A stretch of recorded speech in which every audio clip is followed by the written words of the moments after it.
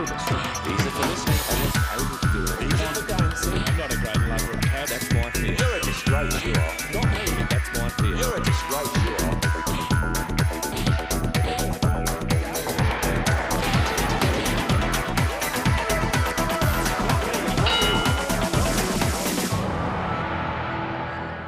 Hello and welcome to One-on-One Shadow Boxing, have your say. Today at WTV Studios, my guest is Ivan Quayle, the Maverick.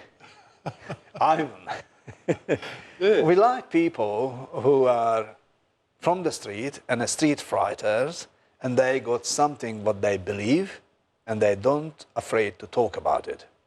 And that's why you're here to talk about with us on two things. One is conspiracy by science, and another is the name of the thing what they are conspiring against, that tidal energy. So where are you from, your Maverick? I come originally from South Africa. I've Yes. been here since 1980. Yes? Yeah. What's your background? Retail storekeeping, and then in Australia, structural engineering, steel fabrication, welding, that sort of thing. I've always been very interested in science and engineering. So what made you interested about, some green energy? Okay, well, Put it that way, green energy. well, somebody told me you could get free electricity, free energy from the sun. That was a bit of a joke, is it? Yeah, well, it's not free. Doesn't really work out. And of course, wind energy is also good, but the biggest problem with solar and wind is that they're not there all the time. So in 1987, I came across a document in the West Australian Library called the Lewis Report by Mr. John Lewis, who was an engineer with the Public Works Department. Here in WA? Here in WA. And what's all this Lewis report about? What is all about? He spent 4 months in the Kimberley surveying 50-odd sites to generate tidal energy, tidal electricity specifically. And what was the year again? That was 1987 that I discovered 87. that. And what was the report being written? In 1990, well, that was a report to the West Australian Public Works Department as to a potential energy resource. In 1990, Premier Carmen Lawrence wanted to build some new coal-fired power stations. I wrote to her and brought to her attention To that report? the existence of that report. And what Dr. Carmen Lawrence said?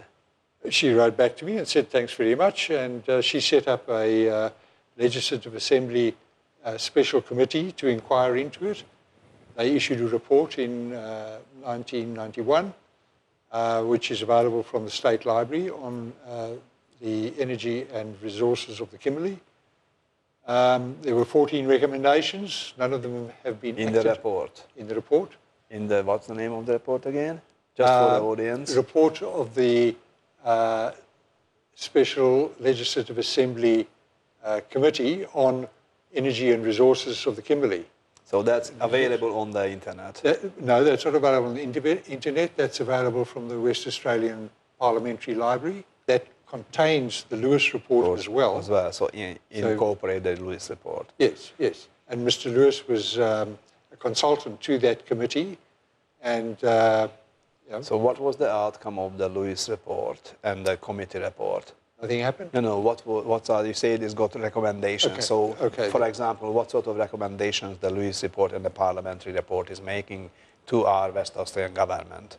Well, that further research should be done to establish the bathymetry along the Kimberley coast and measure more accurately the depths and the rock quality and grade of rock so as to look at how one could engineer tidal barrages at that time, 1962 and 1990 on, to capture and harness this electricity. But nothing has come of that. Nothing has been done. It did provoke interest on development of tidal energy in that a Mr. Peter Wood came out to WA and there was a... Who is Peter Wood? He's an engineer from England, from the UK. Yes. And he set up an organisation to, you may recall there was a proposal to build a tidal power station in Derby in 1996. Yes. That was blocked by the EPA on environmental grounds, with perhaps some justification, because certainly we have learnt a lot more about tidal energy and how to harness it without damaging the environment. Yes. And now there is a current proposal, again in Derby, for the Doctors Creek tidal power project, which is a fairly small project, only to supply local electricity. But it will be able to generate power 24 hours a day, 7 days a week, 365 days a year. So, Which is wonderful. Which is very good. Yeah, Now, excellent. what is the conspiracy against tidal energy in Australia or worldwide? Okay, there's a document came out in 2012, I think it is, called Australian Energy Resource Assessment by BRI and Geoscience Australia, in which they give credit to the fact that there is a lot of tidal kinetic energy, that is horizontal energy Which with of the the moving movements, water. yes. But they say that the investigation of the tidal potential energy, that is the energy in falling water, the difference in height of the tide, Yes. is beyond the scope of their investigation. Why is that? Is that hard to Exactly. examine? It was all done back in 1962 by John Lewis, the engineer. So they just not up to speed in the 21st century to compare with the 20th century on tidal energy. Exactly. Just Are we so. lost our, great minds and scientists? They couldn't recognize these basics. Exactly. Well, the interesting thing is that they make a lot of disparaging and false remarks and comments about potential tidal range energy, as it's called, utilising the height of the tides. Yes. They say it's very expensive, which it's not. It costs a third of nuclear power, as demonstrated by the figures from the Severn estuary in Britain, and as compared to the Hinkley nuclear power plants, it costs a third of the money per megawatt generated. So tidal energy can be very, very cheap. What's more, tidal power plants like Lorance in France is designed to last for 120 years, which is 3 times longer than coal, gas, nuclear power plants. So once you've recovered the capital, you really have the Free cheapest, energy. The cheapest. Well, it's operation and maintenance only. Yes. You know? Because you don't need fuel for that to You don't generate need fuel. energy. Exactly. You don't need And fuel. you don't have any risk with the fuel and the management of the nuclear or other waste, Exactly. which is all exist in every power plant currently. That's right.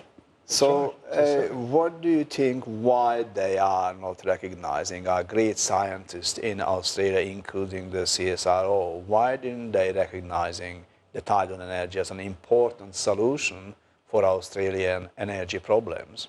Because there's no money in it? For the big capitals? It often comes down to money. I mean, if you go back to 1935, Roosevelt wanted to develop tidal energy in the States. Yes. And Bangor Hydroelectric complained and said, we will withdraw funding for your political party. Coal-fired main electricity generation, which I think was a coal-fired power station, said, we'll never be able to compete. That's very true. And this is the problem. With some of the green energy, like tidal energy, That's right. the other energy companies couldn't cope with. That's right. Even with the wind energy, could not cope with tidal energy. And I Exactly. don't think the sun energy can, or the solar energy can compete with that because of the expenses around that. And the big problem still exists with the storage of that solar energy. When right. the storage is solved, probably not wind energy, because that's a false sort of way to go in Australia, I believe. It's just my belief.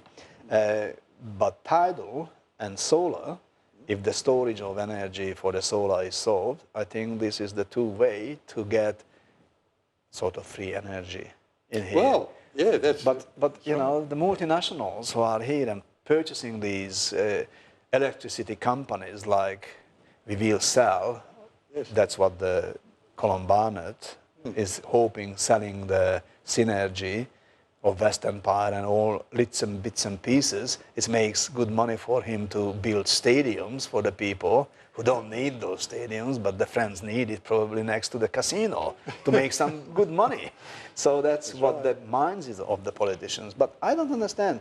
I mean, we got a prime minister, I don't know how long we're going to get him, but we got a prime minister called Marco Turnbull, who is declaring himself as the prime minister for innovation, and he wants to make Australia is a next sort of good story of innovation and want to make it a rich nation. Now, if these politicians in Canberra, including our prime minister, have not got the foggiest idea what is in our nation's hands, like the tidal energy, and how can we make our future better without having Chinese or other outside investment coming to this country, because when we build our biggest water energy generator in the snowy rivers, we don't need to borrow money and we don't need a foreign capital to come in, because we got our bank called the Commonwealth Bank, which we don't have anymore. Because some idiots sitting in the parliament, they privatized. That's right. And we lost it. That's and we right. lost everything. That's right. And that's So we the need a way national bank. as we're going through this innovative nation. That's and the right. prime minister is telling the fibs for the electorate and hoping he will be elected. That's right. That's right. And they're not giving so much about reality of life and the future. And I don't think they got their eyes. Yes. Because they not have vision for the country and for the nation. Yes. Why is that? What do you think, your Marvik? Well, yes, you know, I'm sure it comes down to the money, because you know, the people in Geoscience Australia have decided you know, it's embarrassing that we don't have nuclear energy when France and Britain and the USA and Russia and China and Everyone is good. everybody Nice else has it. nuclear energy, yes. For me, I think Australia had one nasty experience with nuclear and learnt a lesson from that. And Which one was that? Maralinga. Yeah, with the Montebello people. Islands. Yes, with the people experimenting and blowing the bombs on top of their head And, without telling them what sort of experiment they are part of. Wonderful. That's really human. That's right.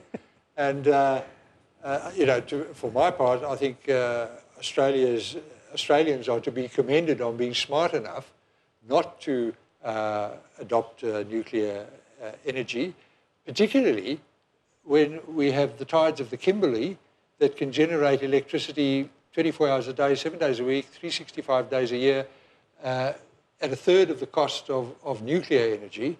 Why would you not do it? It's, you know, this is the biggest tidal energy resource in the southern hemisphere. Is it? It is. It is, if not the world. Why don't the innovative politicians recognize the basics? Indeed, a very good question. But So do you think, you know, the politicians like the banks more than the tidal energy because the banks pushing money towards them and tidal energy pushing them towards somewhere?